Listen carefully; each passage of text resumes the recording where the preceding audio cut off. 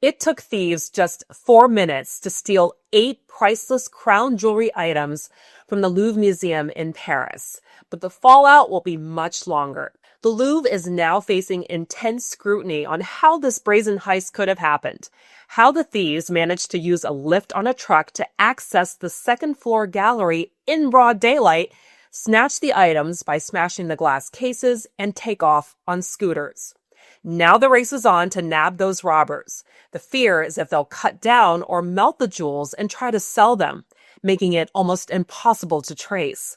Art security experts say this is a major wake-up call for museums worldwide. You can imagine that other museums in the world, and there are tens of thousands of them, smaller than the Louvre, they are watching this news and they think, well, if the Louvre can be robbed, how can we protect ourselves, And they are afraid that local thieves will think, well, they took it off with the Louvre, let's try our local museum. So that's the biggest fear now in the museum world. Criticism of the Louvre has been swift. The French justice minister said the heist gave a deplorable image of France and that the French people all feel like they've been robbed.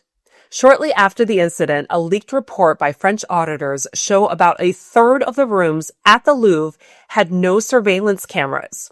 This was no surprise to staff, who went on strike back in June to protest conditions there like understaffing and mass overcrowding.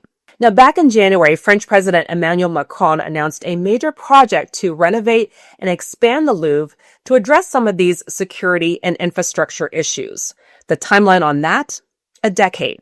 So what do you think about all this? Are museums completely unprepared for these types of incidents? Or should this be a priority with everything going on in the world? Please leave your comments below.